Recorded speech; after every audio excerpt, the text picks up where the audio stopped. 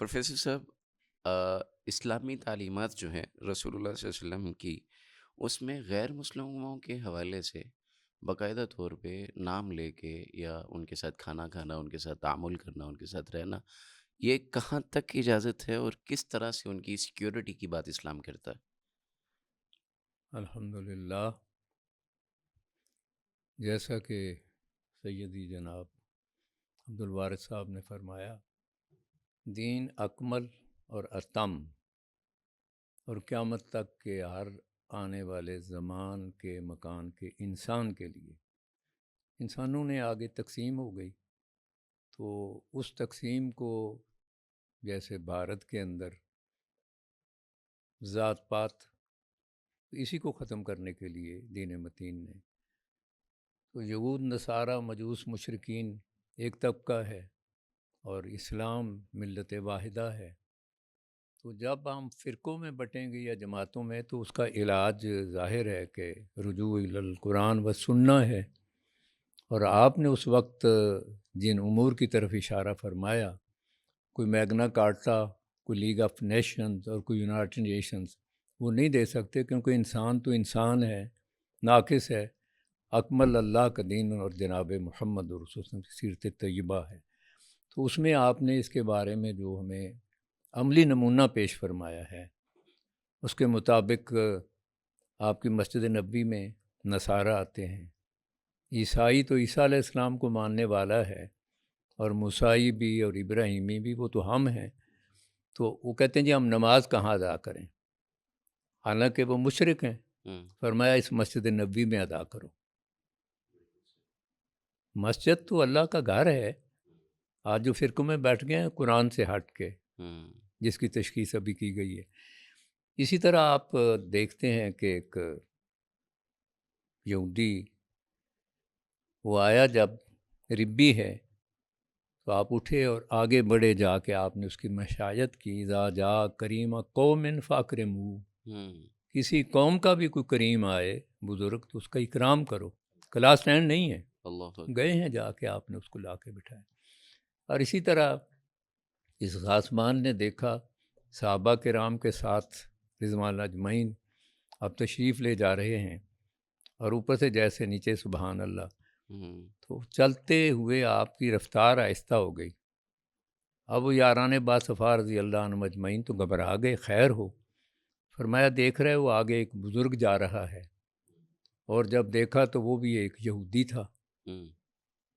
اور پھر جب آپ کے پاس آیا اور آ کے گلے کے اندر کپڑا ڈال کے گھونٹنے لگا، عبد المطلب کی آل ایسی ہوتی ہے، نہ وعدے کا افاع کرتے نہ وقت کا، حالانکہ 3 دن پہلے وہ آ گیا تھا اپنی کمٹمنٹ سے۔ کمٹمنٹ سے۔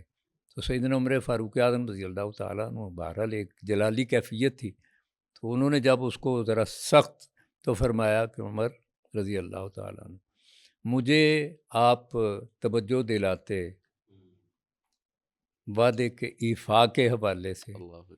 اور اس کو سکھاتے کہ کس طرح آداب کے ساتھ تقاضا کیا جاتا ہے۔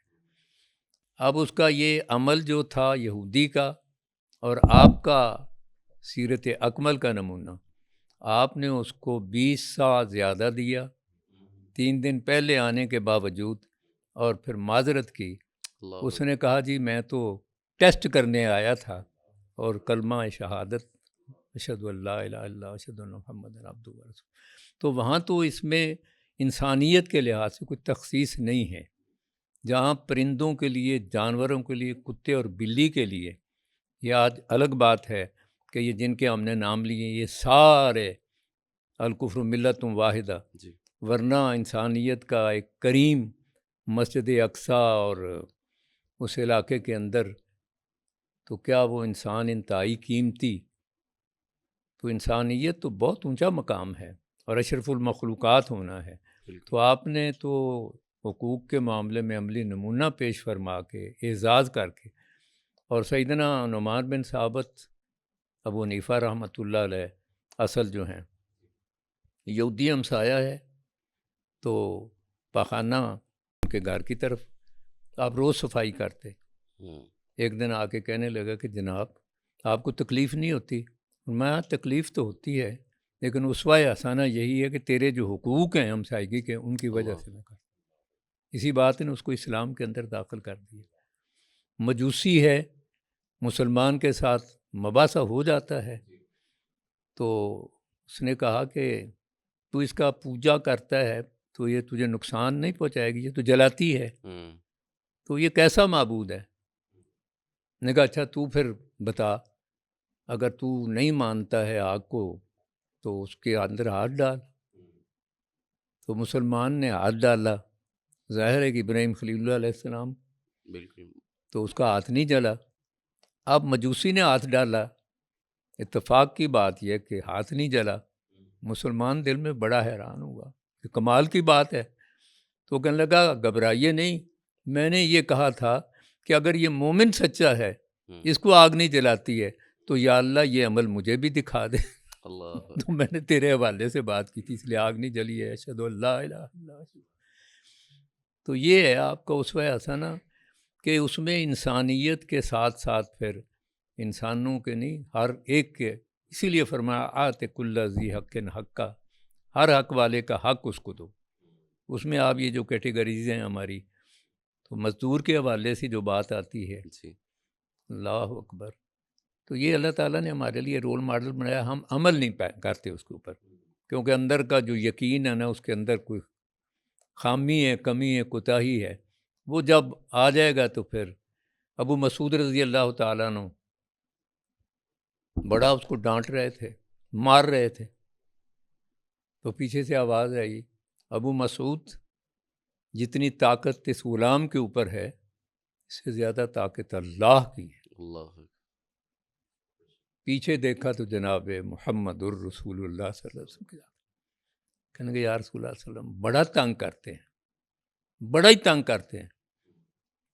فرمایا پھر ان کو معاف کر دیا کرو۔ کتنی بار؟ میں دن میں 70 بار۔ اللہ کہنے کہ یا رسول اللہ تو بڑا اوکھا کام ہے، سارے غلام ہی آزاد کر دیے، سبحان اللہ اور اس نے غلاموں کو جو شاہی بخشی ہے کہ بلال رضی اللہ تعالیٰ عنہ کو خانہ کعبہ کی چھت پر کھڑا کر کے اذان دلوار کے بتا دیا کہ بلال کا مقام خانہ کعبہ سے بھی اونچا ہے۔ سبحان اللہ اور اس کو جب سیدنا ابو ذر رضی اللہ تعالیٰ عنہ نے کہا کالی کے بیٹے، کلیجہ تو پھٹتا ہے نا، لیکن میں شکایت لگاؤں گا، جا کے کہا یا رسول اللہ صلی اللہ علیہ وسلم ابو ذر نے مجھے تانا دیا ہے ماں کا، تو آپ نے کہا ابو ذر تیرے اندر سے ابھی جہالت نہیں گئی ہے۔ آسمان نے یہ دیکھا ہے کہ ابو ذر رضی اللہ تعالیٰ عنہ کتنی شان کے عامل تھے، نیچے گر گئے ان کے پاؤں کے اندر اور کہنے لگے کہ مجھے جب تک تو اپنا جوتا نہیں مارے گا سر پر میں نہیں اٹھوں گا۔ اب رسول اللہ صلی اللہ علیہ وسلم اور بلال رضی اللہ تعالیٰ عنہ، تو آپ نے فرمایا اس نے قسم کھا لی ہے تو آپ ذرا جوتا اس کو لگا دیں کہ یا رسول اللہ صلی اللہ علیہ وسلم مجھ سے بڑی کوتاہی ہوئی ہے۔ تو وہ ذات اقدس کہ جنہوں نے خود عمل کر کے دکھایا، اور جس طرح مساکین محتاجوں کے ساتھ، تو یہ ہمارے لیے بہت بڑا رول ماڈل ہے، صرف اس کو اپنانے کی ضرورت ہے۔ بلکہ اس میں ڈاکٹر صاحب آپ دیکھیں عمر فاروق رضی اللہ تعالیٰ عنہ کے دور عہد میں ایک غیر مسلم ہے، بوڑھا ہے اور مزدوری کرنے پر مجبور ہے، تو پوچھا کہ کون ہے، تو بتایا گیا کہ غیر مسلم ہے، تو کہا کہ جب وہ صحت مند توانا تھا، تندرست تھا، تو جزیہ تو لیتے رہے ہو، تو اب اس کی جو ہے وہ معاونت بھی کرو۔ تو یہ ہیں ان کے حقوق۔ اسی طرح ہی آپ دیکھیے کہ علی رضی اللہ تعالیٰ عنہ کا زیرہ گم ہو جانے کا معاملہ ہے، یہودی کے پاس دیکھتے ہیں تو ویسے ہی جو ہے وہ ان کا معاملہ جس طرح ایک عام شخص کا مقدمہ سنا جاتا ہے، تو علی رضی اللہ تعالیٰ اور امیر یہودی المومنین کو کا بھی اسی طرح ہی سنا گیا، اور فیصلہ کس کے حق میں ہوتا ہے؟ یہودی کا یہودی کے حق میں، کیونکہ آپ کے پاس جو ہے وہ گواہ موجود نہیں ہے۔ تو یہ بہرحال اسلام میں نے جو غیر مسلموں کو حقوق دیے